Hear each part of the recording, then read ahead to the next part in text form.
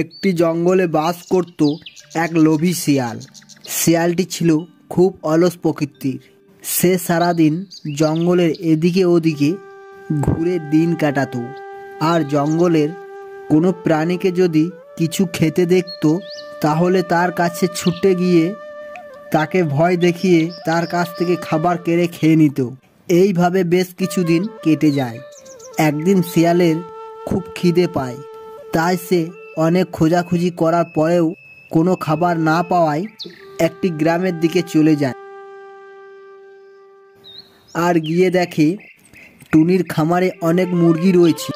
মুরগিগুলো দেখে শিয়ালের খুব লোভ হয়, আর সে আশেপাশে কাউকে দেখতে না পেয়ে চট করে খামার থেকে একটা মুরগিকে তুলে নিয়ে সেখান থেকে পালাতে থাকে।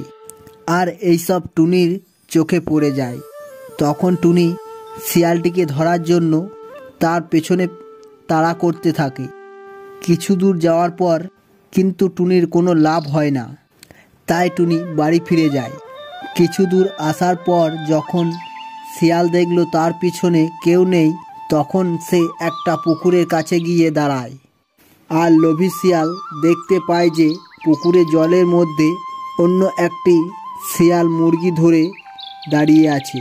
তখন লোভী শিয়াল ভাবল, ওই মুরগিটাকে যদি কেড়ে নিতে পারি তাহলে আমাকে আর দুদিন কোনো খাবার খুঁজতে হবে না। যেই মুখটা খুলে শিয়ালটির ওপর আক্রমণ করতে যায়, অমনি তার মুখ থেকে মুরগিটা জলে পড়ে যায়। বোকা শিয়াল জানতো না যে জলের মধ্যে তারই প্রতিচ্ছায়া পড়েছিল। শেষমেশ লোভী শিয়াল ক্ষুধার্ত অবস্থায় জঙ্গলের মধ্যে ফিরে যায়।